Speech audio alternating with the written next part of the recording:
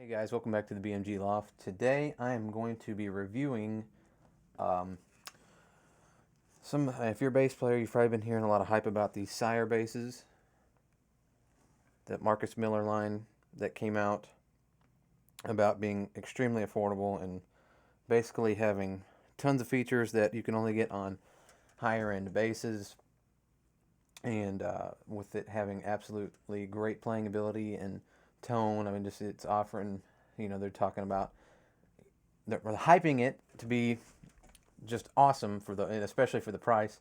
And I've had some time with it now, and it really is a great bass, especially for the money. The biggest thing about it is truly the tone.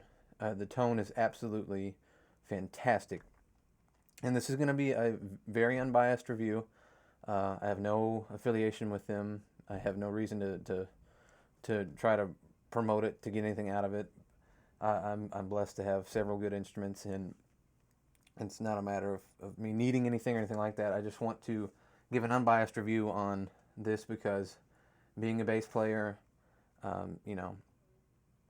there's so many options out there, and lots of promises and hype around things that just end up being money not well spent. And this bass really is, for the money, it really is fantastic. There's a few things like you can expect for the price, because this is the Alder Rosewood 5-string, the V7 model, not the vintage. So it's got the 60s wind pickups in the 60s position, so it's not as close to the bridge. And uh, it's like $5.99 new, and I think they've done a little bit of pricing changes. Or this one might have been $4.99.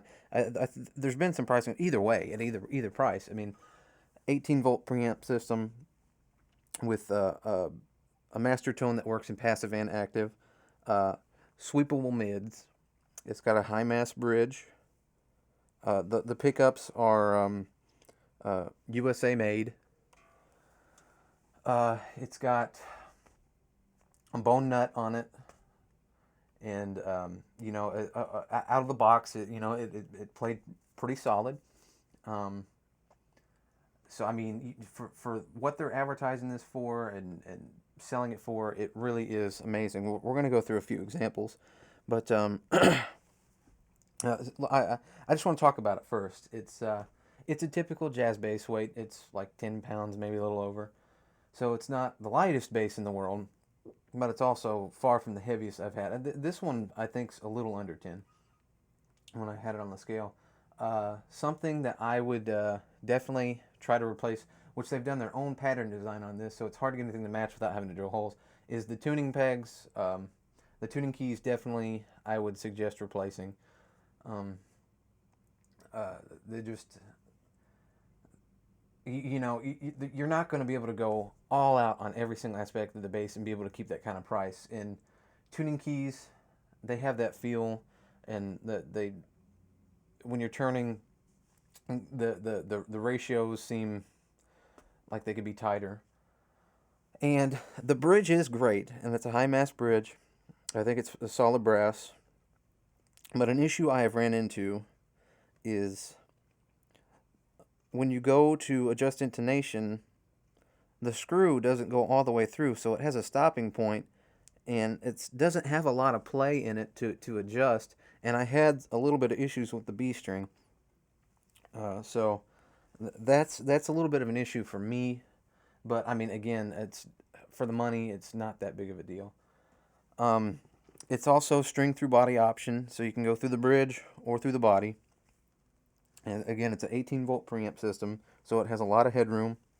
And I'm gonna get everything flat here, and I'm gonna put it in passive. Tone all the way up, and I'm just gonna go and play a little bit here.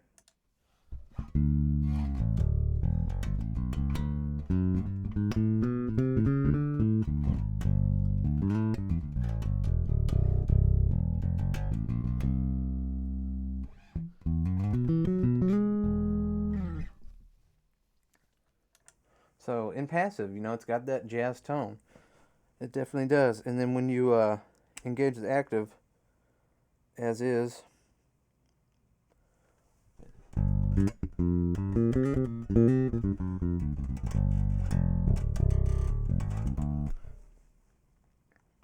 start tweaking with it a little bit. We'll add some bass. This is where a lot of booty comes in.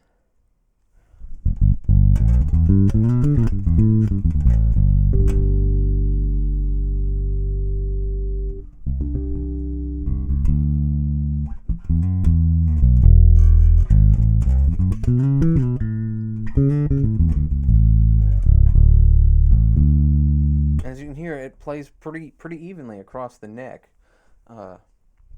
It's a pretty even tone. Like, let's just do some octave jumping. It keeps a pretty.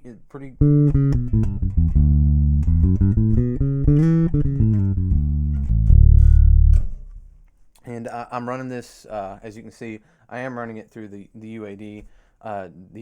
Their tube pre the 610B, but there's no compression, no EQ, anything like, other than what's on the bass. So it's going pretty much as raw as it can. DI signal only right now, no amp. Let's move to the treble real quick.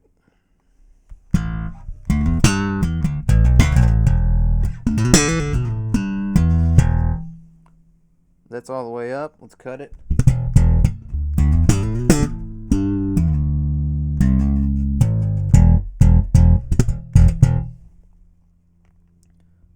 We'll go back to the bass real quick. I didn't have it all the way up. And just listen to how much booty this thing gets.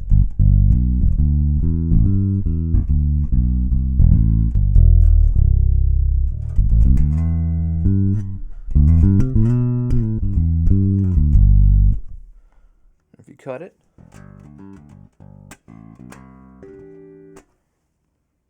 Now, the mids. It's sweepable. I forget the range. It's on the website, but it's a pretty big range. It's from like 200s, like upper 200s to like 1,000 kilohertz, something like that. And we'll boost it, and I will just run it where it's at the center detent, which I think is like 600.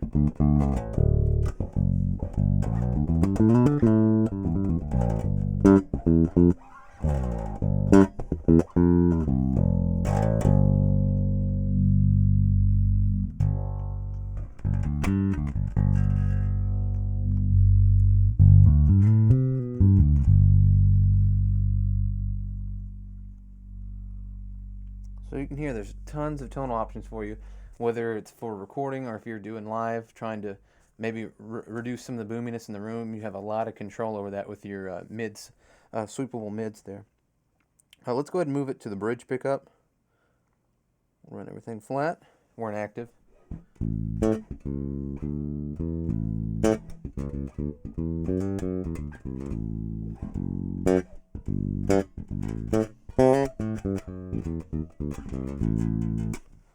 Let's add some bass in and a little bit of mids and work on that Jocko tone.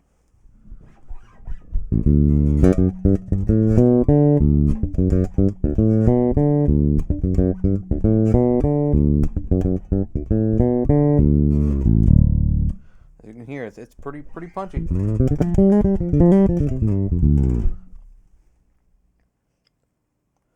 Neck pickup, run it flat.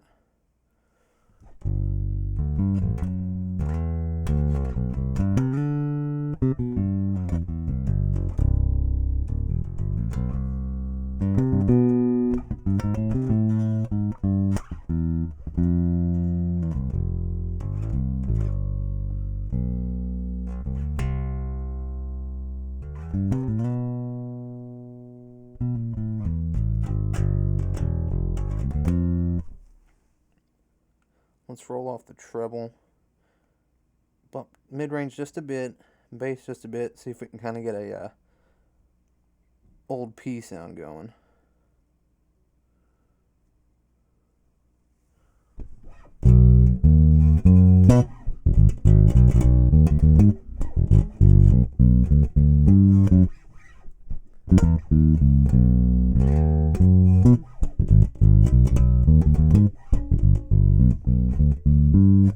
So as you can It's just tons of tonal variety. The preamp has just a lot of headroom with a ton of tonal flexibility. Here, I'll show you the tone roll off. This is pickups blended, EQ flat, tone control all the way up.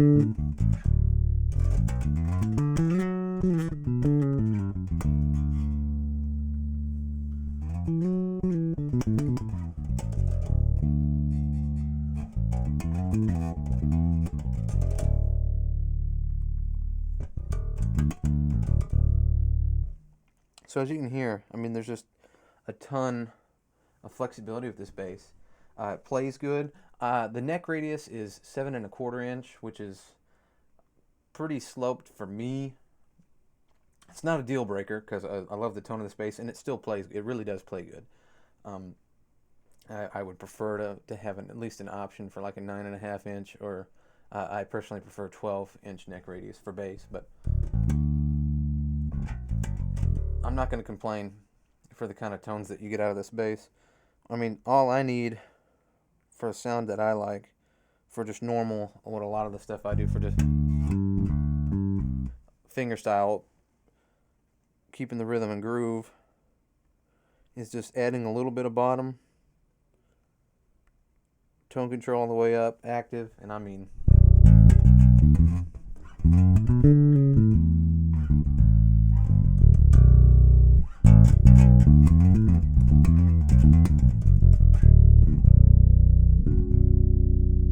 it's got a pretty tight, punchy low end.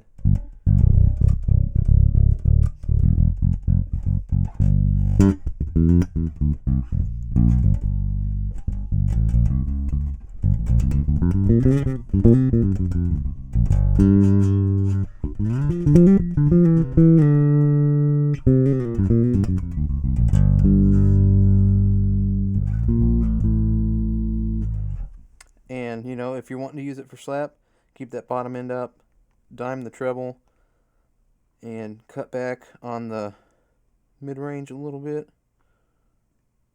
and you get a pretty good slap tone.